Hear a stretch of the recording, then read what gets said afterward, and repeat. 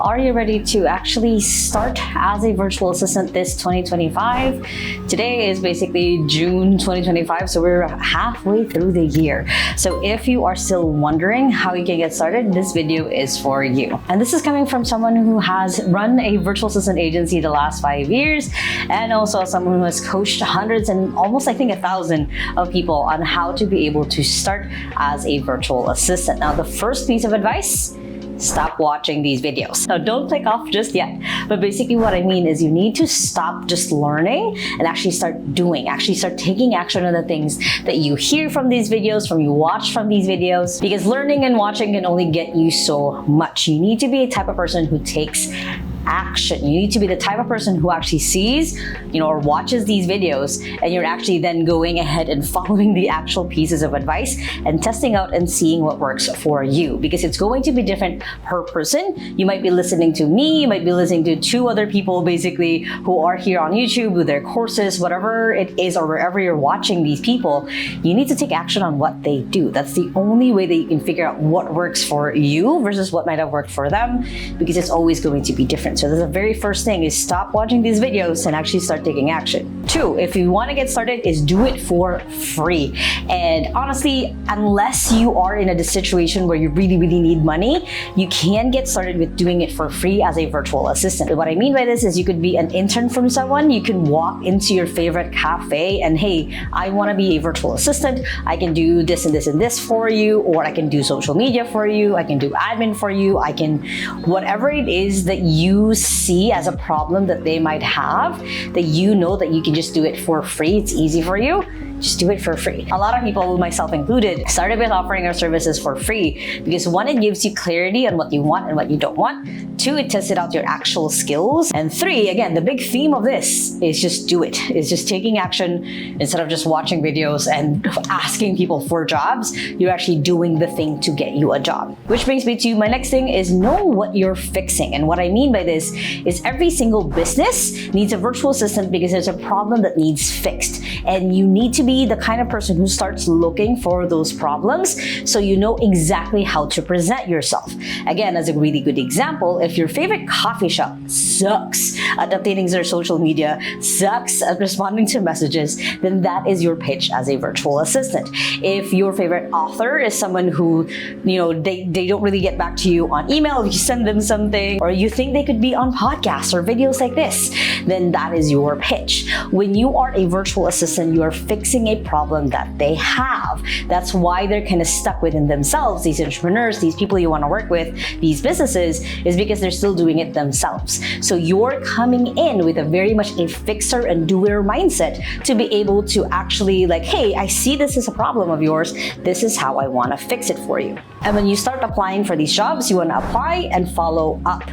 Basically, when you are setting out your resumes, when you're finding jobs on onlinejobs.ph, Upwork, wherever you find these jobs, there's Facebook Marketplace, there's LinkedIn, there's so many ways now that you can apply for jobs. You don't even have to type it on Google. You will find these jobs. Is you want to make sure that you follow up with them, because these people that you're applying to, these employers, these business owners, these HR people, whoever they are, they're going to be busy. Your email's going to get lost. They're not going to see some things. And that's where hopefully you will come in later on. But for now, you want to make sure that you follow up with these people and follow up with them with a little extra something. Like if you've not heard from someone for 3 days, you can give them a mini work. For example, that cafe who doesn't have good social media, they haven't responded to you in 3 days. So they're like, hey, this is an example post. I was at your cafe 2 days ago. I took this photo. These are the kind of things I can help you with. So when you follow up, you're not just bumping the email, you are adding more the value that you are ready to provide for that employer. Next is don't ask, do. So again, overall theme of this video is just for you to take action. So if you're stuck on something, instead of just asking your employer outright what to do, just start doing things, start testing things out for yourself.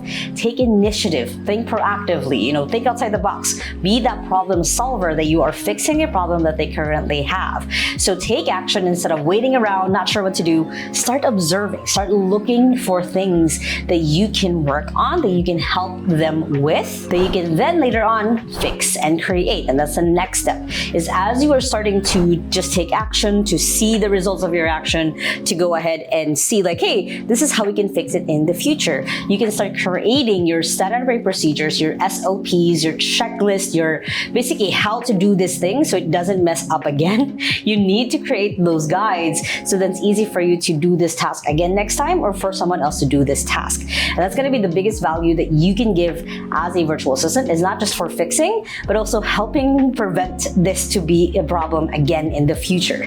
So whatever it is that you're working on with your client, think of it in that way. Think steps ahead. We're like, hey, this is a problem now. How can we prevent it in the future? How can I create a system? How can I create a document to walk these people through on how to avoid this happening again, or how to fix it in the future if it does happen again? I have a ton of videos on how to do this, how to create SOPs, how to create systems.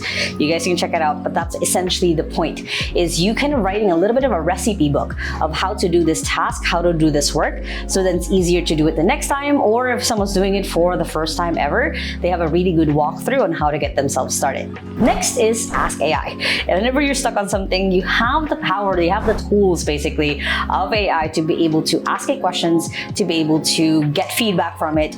And one of the things you can even do is you can run exercises with the AI. If you're writing emails and you're not quite sure if it's gonna sound right, you give it to AI like, hey, how can I improve on this? How can I do better? So then the more and more that you do certain tasks, certain things with your client, you're able to get better and better at it, because you're asking AI for feedback on how you can do it better for next time. You can also, of course, ask AI to train you on certain skills, to train you on critical thinking, and to train you even how to use AI in the first place. You can give it a run through of what are your day-to-day tasks, what you're supposed to get done, and ask it like, hey, can you help me break this down so it's easier for me to understand, easier for me to do.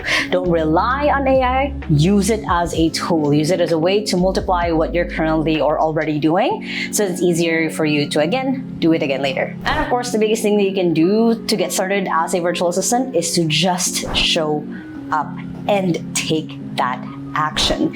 Again, it's not about watching videos like these. It's not about getting certificates. It's not about building your portfolio. It's not about anything. The main thing is that you show up and you take action, and then you create the system, so then it's easier to do over and over again.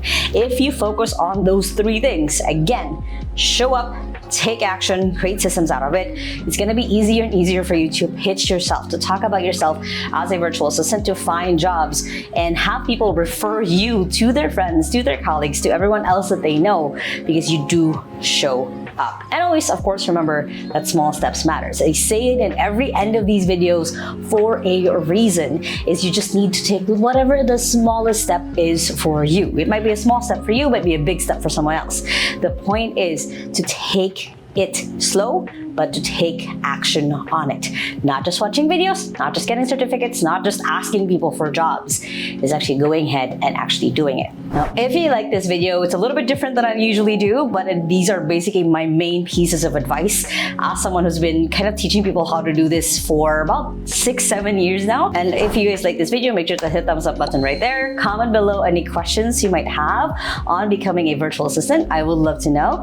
And if you still haven't yet, make sure to hit the subscribe button right there so you don't miss any videos every Sunday and Thursday on how to work from home and how to have a business from home, which you guys can check out through Soup playlist right here and the latest video right here. I hope you guys have an amazing day, and with that, small steps matters. And I'll see you in the next video. Bye!